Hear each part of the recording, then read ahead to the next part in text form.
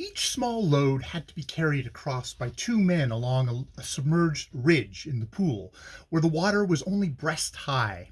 I had all I could do to get through it, though assisted by my invaluable Bakwiri staff.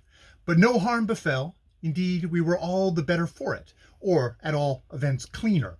We met 5 torrents that had to be waded during the day, none so bad as the first, but all superbly beautiful. When we turned our faces westward, just above the wood, we had to pass through before getting into the great road. The view of Victoria, among its hills and fronted by its bay, was divinely lovely and glorious with colour. I left the boys here, as they wanted to rest and to hunt up water, etc., among the little cluster of huts that are here on the right-hand side of the path, and I went on alone down through the wood and out onto the road, where I found my friend, the Alsatian engineer, still flourishing and busy with his cheery gang of woodcutters. I made a brief halt here, getting some soda water. I was not anxious to reach Victoria before nightfall, but yet to reach it before dinner, and while I was chatting, my boys came through the wood, and the engineer most kindly gave them a tot of brandy apiece, to which I owe their arrival in Victoria.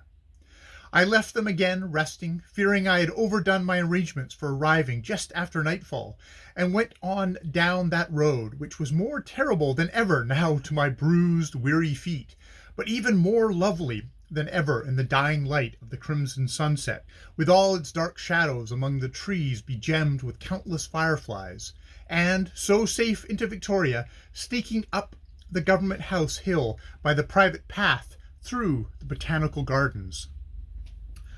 Idiabe, the steward, turned up and I asked him to let me have some tea and bread and water, for I was dreadfully hungry. He rushed off, and I heard tremendous operations going on in the room above.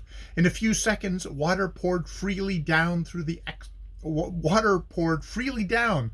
dining room ceiling. It was a bath palaver again. The excellent Idiabea evidently thought it was severely wanted, more wanted than such vanities as tea. Fortunately, Herr von Luke was away down in town, looking after duty as usual, so I was tidy before he returned to dinner. When he returned, he had the satisfaction a prophet should feel. I had got half drowned, and I had got an awful cold, the most awful cold in the head of modern times, I believe, but he was not artistically exultant over my afflictions. My men, having all reported themselves safe, I went to my comfortable rooms, but I could not turn in, so fascinating was the warmth and beauty down here. And as I sat on the veranda overlooking Victoria and the sea in the dim, soft light of the stars, with the fireflies round me and the lights of Victoria away below, and heard the soft rush of the Lokola river and the sound of the sea surf on the rocks, and the tom-tomming and singing of the natives, all matching and mingling together. Why did I come to Africa, thought I? Why? Who would not come to its twin brother hell itself for all the beauty and the charm of it? End of chapter 20.